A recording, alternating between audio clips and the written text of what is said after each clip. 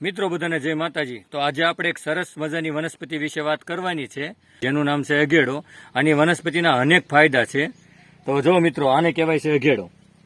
અને આ અઘેડામાં જ્યાં આપણને પુરાનો ઘાવ હોય અને જ્યાં વાગ્યું હોય ને આ ઘાવ ઉપર રોજ ન આવતી હોય તો આના પાંદડાનો રસ કાઢીને તમે ત્યાં લગાડી શકો છો, અને ત્યાં લગાડ્યા પછી તમને એમાં રાહત મળે છે અને એના ઘાવ ધીમે ધીમે રૂજાઈ જાય છે।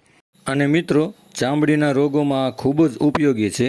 જેમ કે ચામડીના રોગો થયા હોય તો આના પાનને લઈને પીસીને ત્યાં લગાડવાથી ચામડીના રોગો પણ દૂર થાય છે અને ચામડીને ખૂબ જ ફાયદાકારક છે।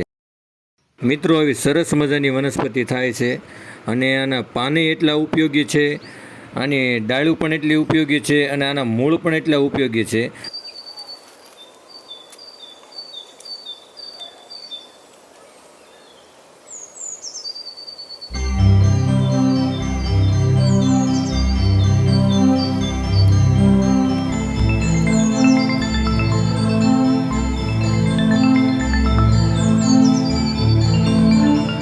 અને મિત્રો, હજી એક આનો ઉપયોગ છે।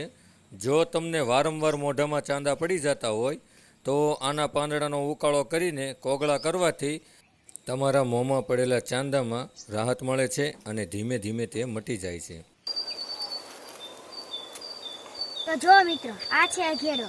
આ અઘેડાનું દાંતણ કરવાથી જ્યાં આપણને દાઢમાં દુખતું હોય એ દૂર થાય છે અને આપણા દાંત પણ સારા રહે છે।